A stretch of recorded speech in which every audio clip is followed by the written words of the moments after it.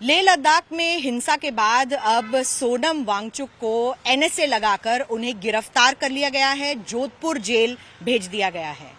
लद्दाख में जिस तरीके की आगजनी और हिंसा हुई है वो आज तक कभी नहीं हुई और इतिहास में ये पहली बार ऐसा हुआ है कि लद्दाख में ये हिंसा होने के बाद 4 लोगों की मौत हो गई है, कई लोग जख्मी हैं। सरकार की तरफ से भी कहा जा रहा है कि सीआरपीएफ हो चाहे लद्दाख पुलिस हो, उनके भी जवान जख्मी हुए हैं।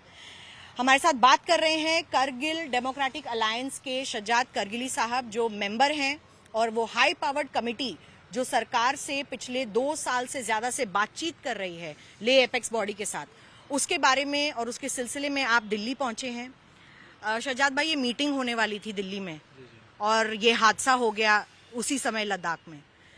अभी डीजीपी हैं, उन्होंने प्रेस कॉन्फ्रेंस करके बताया है कि हमें इंटेलिजेंस इनपुट था कि सोनम वांगचुक की तरफ से इस तरीके की हिंसा करवाई जाने वाली है। इस पर आपकी पहली प्रतिक्रिया क्या है? पहली प्रतिक्रिया यही है, एक सिंपल सवाल है कि 1 महीना पहले वहां पे सीआरपीएफ की बटालियन लाई गई। एपेक्स बॉडी केडीए ने 1 महीना पहले, तमाम चीजें सोशल मीडिया में है, यूटी एडमिनिस्ट्रेशन से पूछा कि इतनी डिप्लॉयमेंट क्यों हो रही है। यूटी एडमिनिस्ट्रेशन ने प्रेस कॉन्फ्रेंस करके जवाब दिया कि security reasons and law and order situation की वजह से, ठीक। और आज तो सरकार ने बता दिया कि हमारे पास पहले से इनपुट थे। तो जो 24 तारीख को प्रॉब्लम हुई है उससे एक रात पहले यानी 23 की रात को ऐलान होता है कि कल पूरा लेह बंद रहेगा, कल कोई हड़ताल होगी और हम लोग अनशन के जगह में आएंगे। तो उस टाइम क्यों कर्फ्यू नाफिज नहीं किया गया, बैरिकेटिंग क्यों नहीं की, बारबेड वायर लगा के जिस तरह अभी लेह के चौराहों पे गलियों में इन्होंने बंदिशें लगाई हैं, वो उस वक्त क्यों नहीं लगाई जब आपके पास सारी इनपुट्स मौजूद थी। तो ये तो अपने सवाल का खुद ही जवाब है। और उसके बाद प्रदर्शनकारियों पर फायरिंग किसने की, 4 लोगों को किसने मारा, और इवन भारतीय जनता पार्टी के जो लीडर्स का आपने बयान पढ़ा होगा, उन्होंने भी लिखा है कि अनआर्म्ड लोगों के ऊपर फायरिंग की है, तो उसका जवाबदेह कौन है। इसका ये मतलब है कि यूनियन टेरिटरी एडमिनिस्ट्रेशन के अंदर कोई जवाबदेही नहीं है। इसी लाकानूनियत और गैर जमहूरी अनडेमोक्रेटिक सेटअप के खिलाफ हम 4 साल से लड़ रहे हैं। यही हम बताने की कोशिश कर रहे हैं कि लद्दाख में डेमोक्रेसी को रिस्टोर करो, लद्दाख में लद्दाख के लोगों को जीने का हक दो जो हमारा कॉन्स्टिट्यूशन देता है।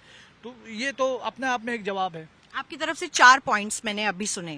पहला, आप ये कह रहे हैं कि उनको इंटेलिजेंस था, तो क्या आप कह रहे हैं इंटेलिजेंस फेलियर था ये? पहला तो क्या आप ये कह रहे हैं? सिक्योरिटी फेलियर, आपका अपना सुस्ती और ले तो लाल से काम लेना।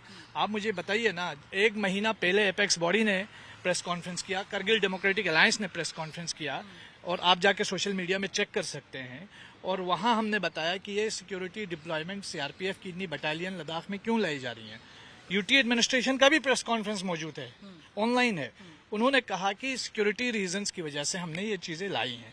फिर खुद बोल रहे हैं कि हमारे पास इंटेलिजेंस इनपुट थी। तो जब उस टाइम बंद का ऐलान किया तो उस टाइम आपने सारे चौराहे बंद क्यों नहीं किए, सारी गलियां बंद क्यों नहीं की, कर्फ्यू क्यों नहीं नाफिज किया, क्यों नहीं बैरिकेटिंग की, क्यों नहीं आपने वहां का एसएसपी को भी रिस्पॉन्सिबल ठहराइए कि वो कौन, उन्होंने क्यों नहीं ये सारी चीजें की। और उसके बाद फिर आपको गोली मारने की नौबत क्यों आई जब आपके पास सारी इंफॉर्मेशन थी। तो ये लोगों को बाहर निकलने ही क्यों दिया गया, ये हमारा सवाल है। इस सवाल का जवाब मुझे उम्मीद है यूटी एडमिनिस्ट्रेशन देगी। इस पे डीजीपी साहब ने कहा है कि हमने सेल्फ डिफेंस में फायरिंग की है, क्योंकि जिस तरीके की आगजनी पर नौबत इसीलिए आई क्योंकि तमाम जगहों से कहा जा रहा है, अब सरकार के एमएचए की तरफ से कहा जा रहा है कि सोनम वांगचुक भड़काऊ बयान दे रहे थे वहां पर। तो आपको मालूम था कि भड़काऊ बयान दे रहे हैं, जबकि 14 दिन तक वो पीसफुल प्रोटेस्ट कर रहे थे। 15वें दिन में ये सारे हंगामे हुए। इवन जब प्रोटेस्ट भी हो रहा था, सोनम वांगचुक ले एपेक्स बॉडी के लीडर्स जो है वहां बैठ के वायलेंस को कंडेम कर रहे थे और लोगों से अमन व अमान बरकरार रखने की बात कर रहे थे।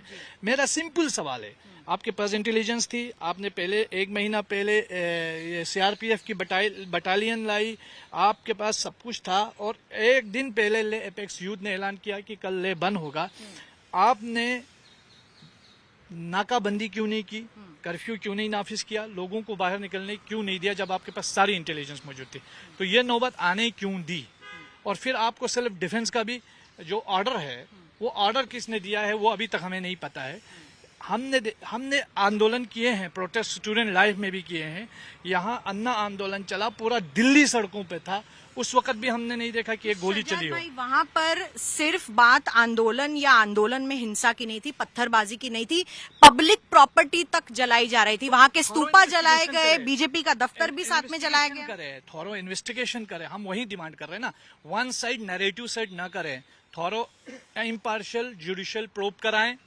रिपोर्ट सामने आने के बाद तब तक के लिए जो भी जिम्मेदारान हैं उनको अपने ओहदे से हटाएं और इम्पार्शियल इंक्वायरी कराएं और उसके बाद हकीकत को सामने लाया जाए। तो आपको नहीं लगता कि सोनम वांगचुक इसके लिए जिम्मेदार है, इस हिंसा के लिए? बिल्कुल जिम्मेदार नहीं, यूटी एडमिनिस्ट्रेशन जिम्मेदार है इसके लिए। जी, एक दर्शकों को ये भी समझाइए कि जो मीटिंग्स आपकी हम लोग कवर करते आ रहे हैं कई सालों से, क्या सोनम वांगचुक उन मीटिंग्स का पार्ट हैं? क्या उन मीटिंग्स में वो बैठे हैं? बिल्कुल नहीं है, बिल्कुल नहीं है।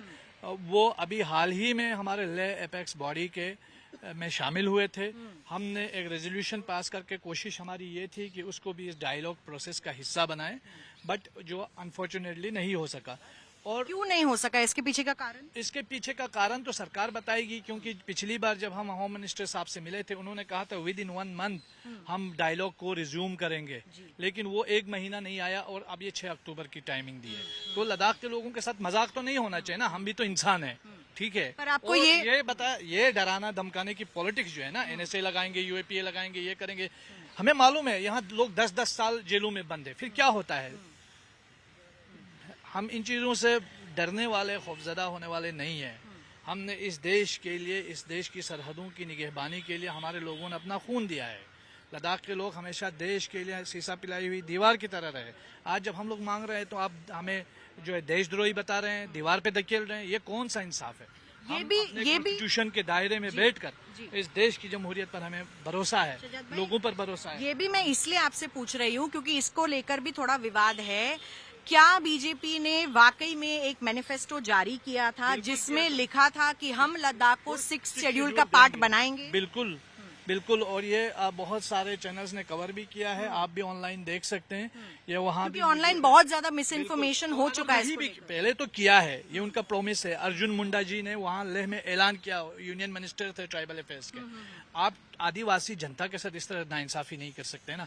अच्छा, अगर नहीं भी किया हो, फॉर एग्जाम्पल, क्या हम कोई लाकानूनियत कर रहे हैं? क्या हम कोई अनकॉन्स्टिट्यूशनल चीज मांग रहे हैं? समझना जरूरी है कि 6th शेड्यूल की डिमांड बहुत पुरानी है, सोनम वांगचुक से भी पहले से डिमांड हो रही है, और जो जब इंदिरा गांधी के वक्त में भी डिमांड थी। लेकिन इस वक्त लद्दाख के लोगों को, सरकार को चाहिए कि वो विजडम के साथ, सेंसिबल तरीके से ट्रीट करे। ये बंद करना, अरेस्ट करके लोगों को मारपीट करना, ये सिलसिला बंद होना चाहिए।